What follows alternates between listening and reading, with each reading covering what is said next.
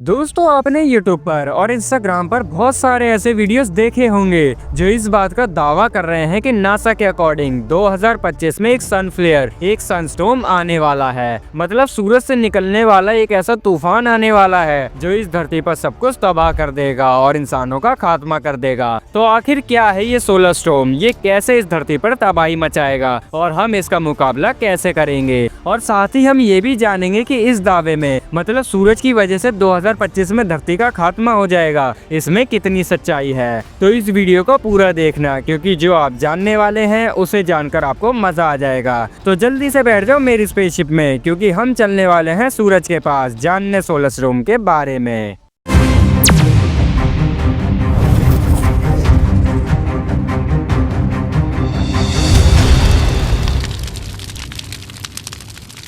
देखो, ये बात तो बिल्कुल सच है कि साल 2025 में एक सोलर स्टॉर्म धरती पर आएगा, लेकिन ऐसा पहली बार नहीं हो रहा है। इतिहास में ऐसा कई बार हो चुका है, पर अभी जो सोलर स्टॉर्म आने वाला है ये इतिहास में आ चुके सभी स्टॉर्म में सबसे ज्यादा ताकतवर है। ये कितना ज्यादा ताकतवर है ये तो हम आगे जानेंगे ही, लेकिन पहले हम ये समझते हैं कि इतिहास में जो सोलर स्टॉर्म आए थे वो हमारा क्यों कुछ नहीं बिगाड़ पाए और इनसे हमारी रक्षा आखिर की किसने। तो देखो, इनसे हमारी रक्षा की खुद हमारी प्यारी धरती ने। देखो, बेसिकली ये जो हमारी अर्थ है ना, इसका जो मैग्नेटिक फील्ड है उसकी वजह से पिछले जितने भी सोलर स्टॉर्म आए थे वो इंसानों का कुछ भी बिगाड़ नहीं पाए। हाँ, छोटी मोटी प्रॉब्लम जरूर क्रिएट हुई थी, जैसे कम्युनिकेशन की कुछ डिवाइसेस में फॉल्ट आ गए थे, लेकिन ऐसी कोई बड़ी तबाही नहीं हुई जिसकी वजह से सोलर स्टॉर्म से लोग डरने लगे। लेकिन अब 2025 में कुछ ऐसा होने वाला है जो वाकई में डराने वाला है, क्योंकि नासा के अकॉर्डिंग अब हमारी धरती की जो मैग्नेटिक फील्ड है वो भी अब हमें नहीं बचा पाएगी। तो अब सवाल ये है कि क्या अपोकलिप्स आने वाला है। तो इसको समझने के लिए हमको जाना पड़ेगा सूरज पर। मतलब सच में नहीं जाना है, सच में जाएंगे तो हम खुद ही नहीं बचेंगे। बेसिकली हर 11 साल में एक सोलर स्टॉर्म सूरज से धरती की तरफ आता है, और इसके पीछे का रीजन है सूरज की मैग्नेटिक फील्ड में होने वाले चेंजेस। हर 11 साल में सूरज की जो मैग्नेटिक फील्ड है वो कम्प्लीटली फ्लिप होती है, जिसकी वजह से सूरज की सरफेस पर बहुत सारी सोलर एक्टिविटीज होती है, और इन सोलर एक्टिविटीज की वजह से एक कंडीशन क्रिएट होती है जिसे कहा जाता है सोलर मैक्सिमम। अगर सिंपल वर्ड्स में कहें तो सोलर मैक्सिमम एक ऐसी कंडीशन है जहां पर सूरज की मैग्नेटिक फील्ड अपने सबसे स्ट्रॉन्गेस्ट और अपने सबसे ज्यादा डिसऑर्डर्ड पॉइंट पर होती है, और इस पूरे डायनेमिक्स की वजह से एक सोलर स्टॉर्म बुलेट की स्पीड से धरती की तरफ आता है। बुलेट की स्पीड से मेरा मतलब वो रॉयल इनफील्ड वाली बुलेट नहीं,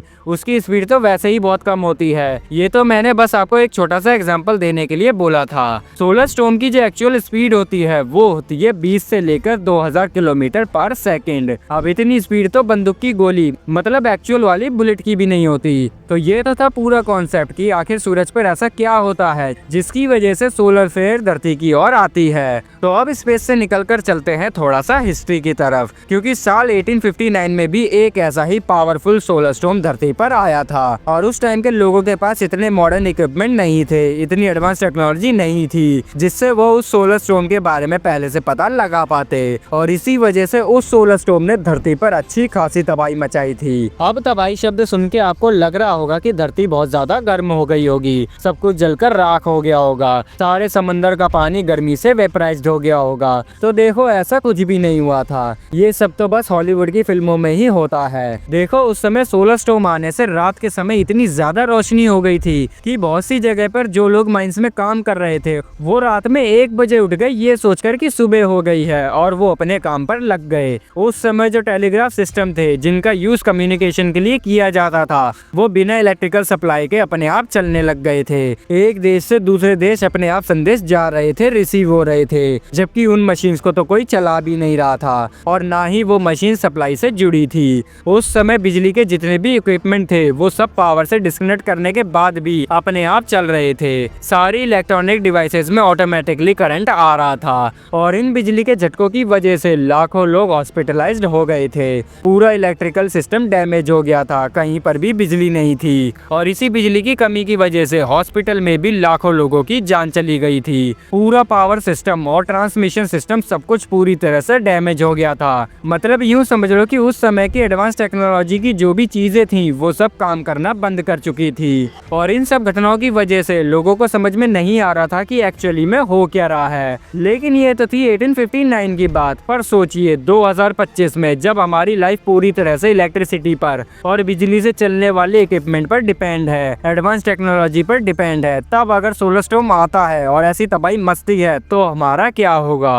अब आप बोलोगे कि ये तो बस एक छोटी मोटी घटना है कि सारे इलेक्ट्रिकल चीजें अपने आप चलने लग गईं। मोबाइल फोन में, टीवी की स्क्रीन में, हर इलेक्ट्रिकल इक्विपमेंट में अपने आप करंट आने लग गया, सारे कम्युनिकेशन सिस्टम भी फेल हो गए और आपने इस बात को ज्यादा माइंड नहीं किया। लेकिन आगे जो होने वाला है उससे आप कैसे बचोगे। देखो, हमारी धरती के चारों तरफ सैटेलाइट्स ही सैटेलाइट्स हैं और इनकी संख्या करीब 5000 से ज्यादा है और जब सोलर स्टॉर्म आएगा तो ये सारी सैटेलाइट काम करना बंद कर देंगी, इंटरनेट ठप हो जाएगा, जीपीएस बंद हो जाएगा, सारा सिग्नल, सारा कम्युनिकेशन सब खत्म और इनमें से बहुत सारी सैटेलाइट तो अपना कंट्रोल खोकर धरती पर गिरने लगेंगी। और सोचो अगर ये सोलर स्टॉर्म बहुत ज्यादा पावरफुल हुआ और सारी 5000 सैटेलाइट धरती पर गिरने लगे तब तो धरती पर आग की बारिश होगी, क्योंकि जब ये सैटेलाइट धरती के ऑर्बिट में एंटर करेंगी तब एयर फ्रिक्शन की वजह से ये किसी एस्टेरॉइड की तरह जलने लगेंगी और जब ये धरती पर गिरेंगी तो धरती पर होंगे बड़े बड़े धमाके। दोस्तों, आपको पता है अगर एक छोटी सैटेलाइट भी धरती के किसी हिस्से पर गिरती है तो वो वहाँ के आसपास के 2 शहर तबाह कर देगी। तो सोचो जब आसमान से 5000 सैटेलाइट्स गिरेंगी तब क्या नजारा होगा।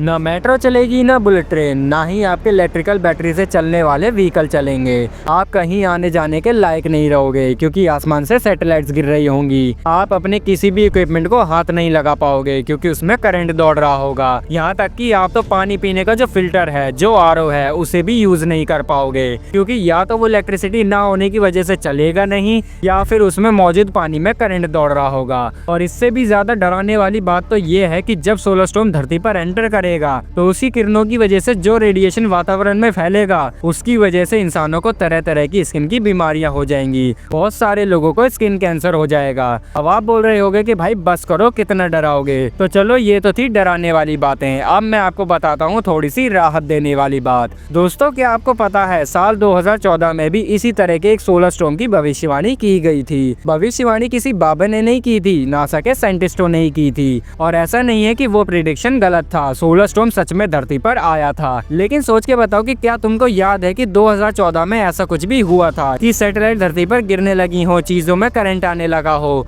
मुझे तो नहीं लगता कि आपको ऐसा कुछ भी याद होगा क्योंकि रियल में ऐसा कुछ हुआ ही नहीं था। हाँ, ये बात अलग है कि 2014 में जो सोलर स्टॉर्म आया था वो बहुत ही कम पावरफुल था। अब आप बोलोगे कि भाई ठीक है, 2025 में जब सोलर स्टॉर्म आएगा तब आएगा, लेकिन अभी तो बता दो उससे बचने के लिए हम क्या करें। तो उससे बचने के लिए आप कुछ नहीं कर सकते, बस आपको घर के अंदर रहना है, किसी भी इलेक्ट्रॉनिक की चीज को हाथ नहीं लगाना है और जो इक्विपमेंट ज्यादा जरूरी है जैसे आपका फोन, आपका लैपटॉप, उन सबको इकट्ठा करके आपको एक जगह रख देना है। और हाँ, हर चीज जो आपके घर में अवेलेबल है उन सबको पावर से डिस्कनेक्ट कर देना है। इससे हो सकता है कि आपकी कुछ चीजें खराब होने से बच जाएं। और साथ ही साथ अगर आप मोबाइल एडिक्ट हो चुके हो तो हो सकता है कि इससे आपका मोबाइल एडिक्शन भी कम हो जाए। तो इस वीडियो के बाद एक बात तो समझ में आ गई कि हमारा जो स्पेस है वो कितना अनएक्सपेक्टेड है। जो सूरज है जिसकी वजह से धरती पर जीवन है, हो सकता है उसी की वजह से भविष्य में धरती पर तबाही आ जाए और ऐसी स्थिति में हम इंसानों के हाथ में कुछ नहीं होगा। लेकिन फिलहाल अभी आपके हाथ में ये मोबाइल है। तो अगर आपको ये वीडियो अच्छा लगा हो तो वीडियो को लाइक कर देना और अपने दोस्तों को जरूर शेयर करना। और ऐसे ही और मजेदार वीडियोस देखने के लिए हमारे चैनल को सब्सक्राइब करके बेल आइकन को भी जरूर प्रेस करना,